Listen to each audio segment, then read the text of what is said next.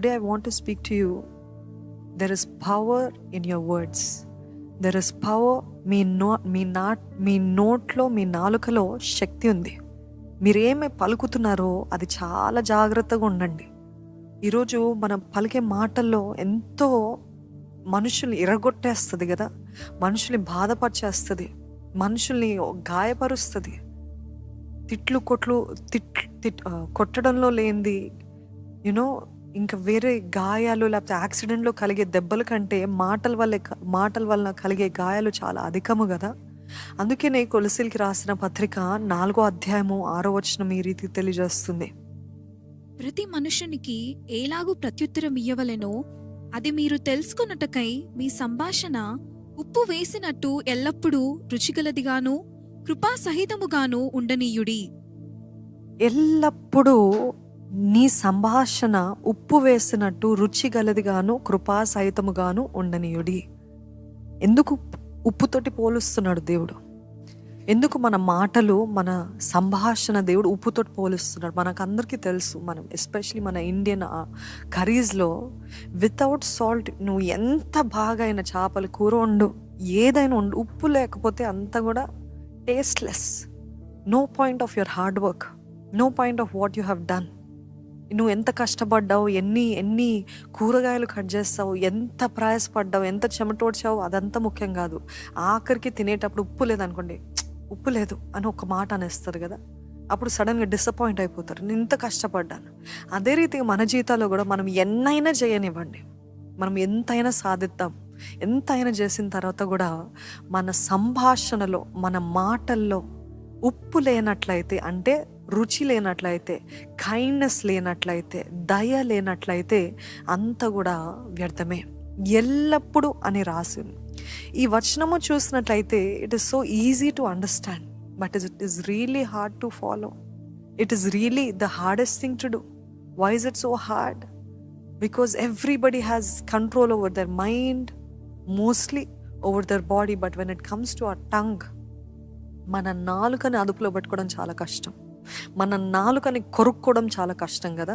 అనేక సార్లు చెప్తూ ఉంటాము ఏంటంటే, మీకు తిట్టాలనిపిస్తే కొరుక్కోండి నాలుకని. Bite your tongue. ఎందుకంటే అన్నిటిని అదుపులో పెట్టుకోగలుగుతాం. అందుకని యాకోబు పత్రికలో కూడా రాయబడి ఉంటాం, అన్నిటికంటే భయంకరమైనది నాలుక. సీనైనా, బోట్నైనా, దేన్నైనా మనము కంట్రోల్ చేయగలుగుతాము. బీస్ట్ అంటే ఏంటి? క్రూర మృగాలైనా మనము కంట్రోల్ చేయగలుగుతాం, కానీ ఈ మనుష్యుని నాలుకని మనము అదుపులో పెట్టలేము. ఈ నాలుకలో ఉంది అసలైన విషయం. అందుకని ఇక్కడ ఆయన చెప్తున్నాడు ఏంటంటే, ఎల్లప్పుడూ అంట. న్యూ సెంచరీ వర్జన్ అనే ఇంగ్లీష్ వర్జన్లో ఇదే వచనం ఎలాగ రాయబడి ఉంటుందంటే, when you talk you should always be kind and pleasant. What is it? When you talk, you should always be kind and pleasant, so that you'll be able to answer everyone in the way you should. Is there kindness? Is there pleasantness in your talking? నిజంగా చెప్పగలుగుతారా స్త్రీలారా, లేకపోతే ఎవరెవరు చూస్తున్నారో? నిజంగా kindness ఉందా? చూడండి, ఎక్కడ చూసినా ఎటకారం ఎక్కువైపోయింది కదా. అందరినీ ఎటకారం చేయడం ఒక పెద్ద ఫ్యాషన్ అయిపోయింది. సర్కాజం. ఎవరైనా కించపరుస్తూ ఎటకారంగా మాట్లాడితే వాళ్ళే హీరో, వాళ్ళే హీరోయిన్ కదా. ఎంత ఎటకారంగా మాట్లాడతారో, అబ్బా భలే ఉన్నాడు ఈయన, భలే నవ్విస్తున్నాడు. ఎటకారం ఎప్పుడు కూడా at the cost of somebody else's dignity, at the cost of somebody else's shame.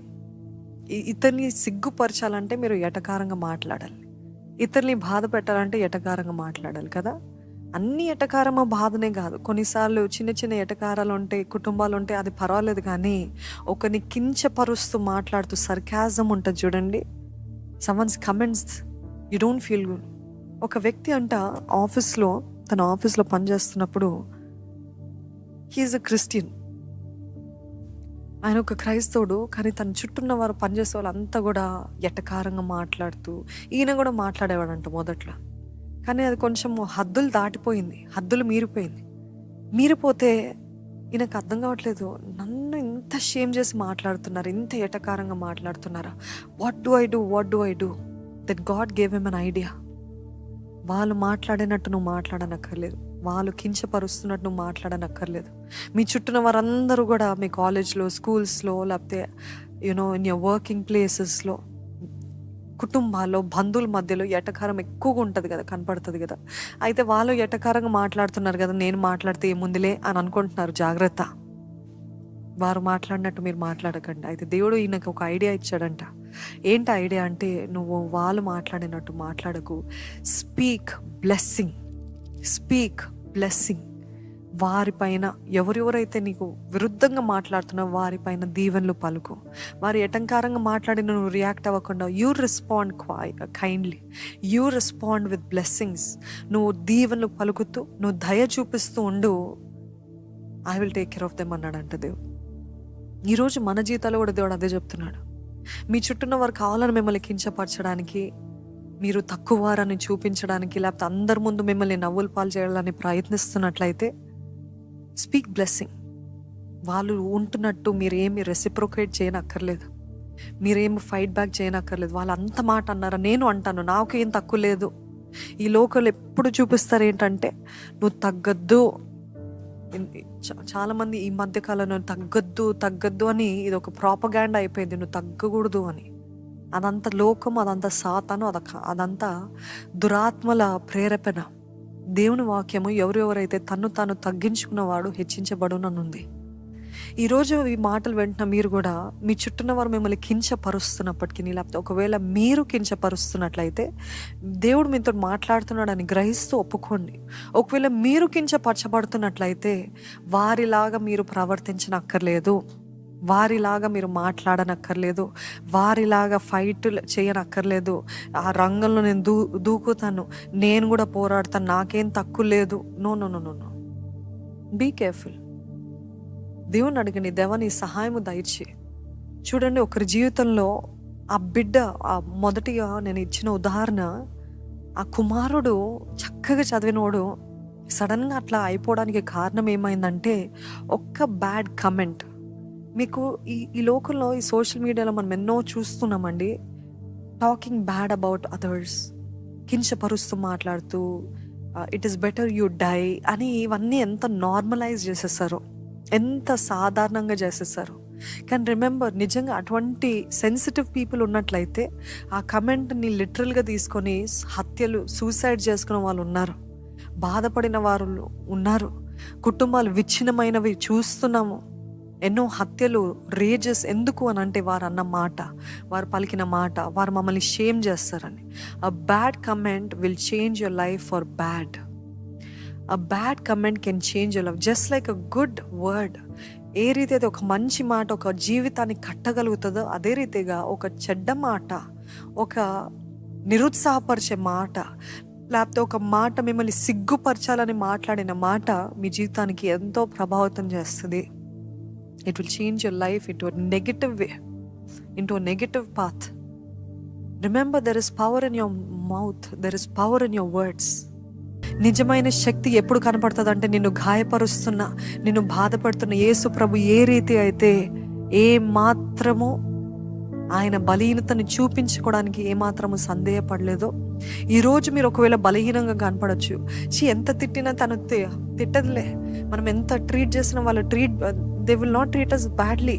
వాళ్ళు చేతగాని వాళ్ళు మాట్లాడు, వాళ్ళు పిరికోలు అని మిమ్మల్ని ఎన్ని మాటలు అన్నారు. డు నాట్ వరీ, భయపడకు. ఎందుకంటే తీర్పు దినం ఒకటి వస్తుంది. ఎవరైతే మీకు విరుద్ధంగా మాట్లాడిన ప్రతి వ్యర్థమైన మాట, అవమానపరచు మాట, కించపరచు మాటకి వారు లెక్క అప్పచెప్పాల్సి వస్తుంది. మీరు మాట్లాడిన ప్రతి మాటకి కూడా లెక్క అప్పచెప్పాల్సి వస్తుంది. కాబట్టి ఈ మాటలు వింటూ మీరు గ్రహించాల్సింది ఏంటంటే, నేను మనుషులు నన్ను ప్రేరేపించినంత మాత్రాన, అపవాది నన్ను ప్రేరేపించినంత మాత్రాన నేను రెచ్చిపోను, నేను తగ్గించుకుంటా, నేను ప్రేమ కలిగి ఉంటా. మరొకసారి చెప్తున్నా, LOVE, let be. Overlook, be vulnerable, emancipate. అంటే ఎమాన్సిపేట్ అంటే స్వతంత్రతనివ్వు. వారిని గిల్టీ, అపరాధ భావంలో మనుషులు ఉంచకు. Let people be people and you be you. Don't have to fake it for anybody. Be willing to be vulnerable. Be willing to show your weakness. Be willing to say, I have lost. Be willing to say, నాకు ఇది రాదు అని చెప్పడానికి సిద్ధంగా ఉండు. ఈ మాటలు బట్టి నిజంగా దీవించబడిన వారైతే దేవునికి కృతజ్ఞతాస్తుతులు చెల్లిస్తూ అదే రీతిగా మనమందరం కూడా ప్రార్థన చేద్దామండి. దేవా, ఈ రీతిగా నీ ఆత్మ ద్వారా నడిపించబడటానికి నాకు కావాల్సిన శక్తిని దయచేవా. ఇది నా సొంత శక్తి వల్ల అవ్వదు ప్రభా. అపోస్తుల కార్యములో 4వ అధ్యాయము 13వ వచనంలో పేతురు యోహాన్లో ధైర్యము చూచినప్పుడు వారు విద్య లేని పామరులని గ్రహించి ఆశ్చర్యపడి వారు యేసుతో కూడా ఉండిన వారని గుర్తెరిగారంట. ఈరోజు మిమ్మల్ని కూడా చూసి మీరు యేసుతో ఉన్నవారని ఎలాగే గుర్తెరుగుతారు మనుషులనంటే, ఎంతగా మిమ్మల్ని హింసించిన, ఎంతగా మిమ్మల్ని బాధ పెట్టినా క్షమించి ఓవర్లుక్ చేసి దులిపేసుకొని ఏమీ జరగనట్టు మరలా యథావిధిగా ప్రేమతోటి కృప చూపిస్తూ మాట్లాడితే అప్పుడు మనుషులు మిమ్మల్ని చూసి ఆశ్చర్యపడతారంట. అప్పుడు తెలుసుకుంటారంట నిజంగా వీరు యేసుతోటి ఉన్నవారు. ఎట్లాగా తెలుస్తుంది యేసయ్య మనతోటి ఉన్నాడంటే, మన స్వభావంలో, మన మాట తీరులో, మన ప్రవర్తనలో. ఏదేదో గొప్ప గొప్ప కార్యాలు కాదండి, మొదట మనల్లో ఇన్సైడ్ అవుట్, లోపటి నుండి సరిగా ఉంటాము. మన అన్ని విషయాలు, మన మనస్సు, మన హృదయం, మన దేహము, మన ప్రవర్తన, మన మాటలు, ఇవి దేవునికి అంగీకారంగా ఉంటే అర్థం చేసుకుంటారంట నిజంగా వీరిలో యేసే ఉన్నాడు. మీకు ఆశ ఉందా? మిమ్మల్ని చూసిన వారు I can see Jesus in you అని చెప్పాలని ఆశ ఉందా? మీతో మాట్లాడిన వారు your words are so encouraging, your words are bringing something, some life in me, your words are I don't know what is happening to me, I feel so energized అని చెప్పగలుగుతున్నారా? That is the work of the spirit through you. అప్పుడు చెప్పగలుగుతారంట, yes you're a true Christian, yes I believe in Jesus. ఈరోజు ఈ మాటలు వింటున్న మనం అందరం కూడా యేసయ్యా, నాలో నిన్ను చూడాలి ప్రభా, నా మాటలో నీ స్వరం వినాలి ప్రభా.